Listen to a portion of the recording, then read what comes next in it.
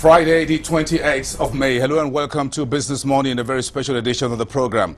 I am Bosin Amafaye. We thank you very much. Thank you very much for joining us at this time. Let's tell you what is happening right now. We're getting stories from downtown Lagos, the Federal High Court, with Justice Mohammed Idris today, and right now delivering his ruling on the case brought before the court by NDI-01.mp4 in the UK, the removed Director General of the Nigerian Stock Exchange. She's challenging her removal of 5th of August 2010 against the Securities and Exchange Commission and the Nigerian Stock Exchange, and we're just getting words from the court that the courtroom is packed full. There are hundreds of people waiting to hear this ruling that has been postponed a number of times. This is one of the biggest story for the Nigerian market taking place this Friday, the 28th of May, and you can be part of that if you stick around with us for the next 1 hour. We update you on this very important development as well as other stories that is happening around the Nigerian Stock Exchange. Today's edition is all about the Nigerian Stock Exchange, the past,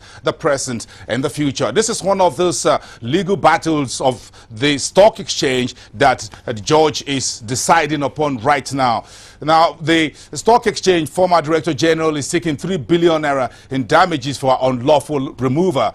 The Securities and Exchange Commission, which is the first defendant in the case, has appealed this trial over the past few months, but the SEC has failed up to the Supreme Court, and NDI-01.mp4 has been awarded some substantial damages by the courts over the past. So today is the judgment day for NDI-01.mp4 and the Securities and Exchange Commission. This is a very landmark event taking place. But let's take you quickly through a few things that's happened since August last year. Of course, August was a very important month in the calendar of the Nigerian Stock Exchange. The first time in the 50-year history of the exchange that a sitting director general will be removed. A very forceful intervention on the side of the regulator and appointing an interim head. Then the stock exchange former director general NDI-01.mp4 went to court saying her removal on that day was unlawful and against her fundamental human rights. Then between September to today, we've seen the court taking a lot of actions. The SEC went to the Court of Appeal, went up to the Supreme Court, but the regulator was denied the fact that the Justice Mohammed Idris Federal High Court in Lagos lacks jurisdiction to handle that court. Now the judge is currently sitting at about an hour ago, and we get 4 sources from the court in Lagos, in Ikoyi, telling us that the ruling is being read right now. We'll try and get one of people who are on ground, one of those who are the watchers of events or spectators there, to get through to us on phone to tell us what the judge has said so far. The judgment or the ruling being taken right now is the first item on the agenda for Justice Mohammed Idris this Friday morning before he goes to other business of the day. So this is where we are, the few timelines in the NDI-01.mp4 case against the Securities and Exchange Commission.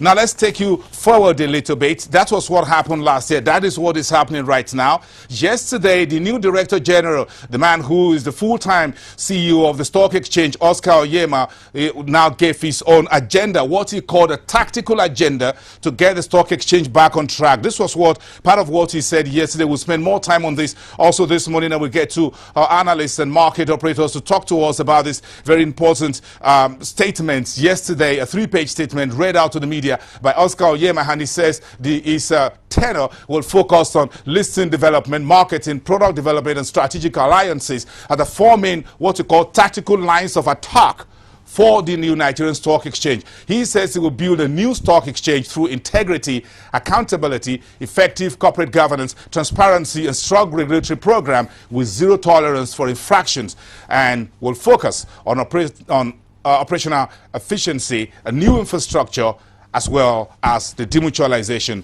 of the organization Stock Exchange Limited by guarantee. Part of our shots today, this is exclusive to Business Morning. On Monday next week, the 23rd, Nigeria's President Goodluck Jonathan will have a 4 o'clock closed-door meeting with about 41 business leaders. This is what you may have not heard, and of course we're sure. I'm not sure if you are, unless you're part of the team. This is what will happen. 41 business leaders will meet with President Goodluck Jonathan at the Ecole Le Méridien Hotel in downtown Lagos on Monday evening at about 4 p.m. They will spend a number of hours behind closed doors to discuss the way forward for the Nigerian economy. This meeting is coming through just about a week before the May 29 swearing in of the president-elect Goodluck Jonathan. So this is a very important meeting next week, Monday, for the president. 41 business leaders chosen across 12 business sectors to discuss what is important moving forward for the business and economy. What is on their agenda for Monday, 4 p.m., the presentation of a transformation plan by the Jonathan administration to the business leaders that will be given by the Minister of National Planning, Dr. Samsudeen Usman. And after that, we expect the breakout sessions. The 12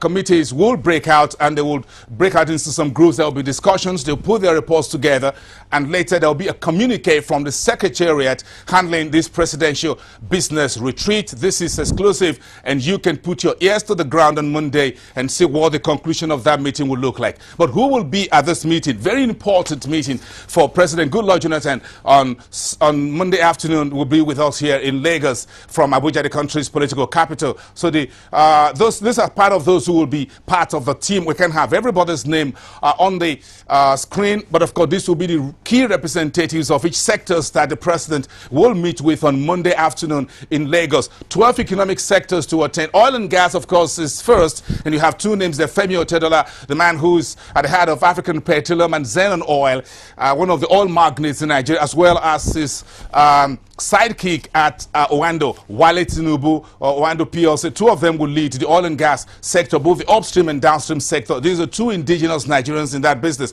In the power sector, you see those who will represent them. The infrastructure will be two individuals, as well as manufacturing, of course, Aliko Dangote, who is the head of the Presidential Committee on Job Creation. Is one of the largest cement manufacturers or industrialists in Nigeria, so he's going to be one of them, as well as Samad Rabiu. If you move on to other sectors, those will be part of the team for the president's business leaders meeting on Monday afternoon. The maritime sector will have two representatives. The banking and finance will have Mr. Onosaya from First Bank and Awo Wanka from Unity Bank. From transport sector, you have Frank Naji, the chairman of ABC Transport, as well as Vincent Obianedo from, I think it's something, the Young, something like that. Okay, for Agric, you have one representative, Jite Okoloko, will be there. And for telecommunications, the CEO of MTN, as well as Mike Adenuga, the chairman of Glow Nigeria.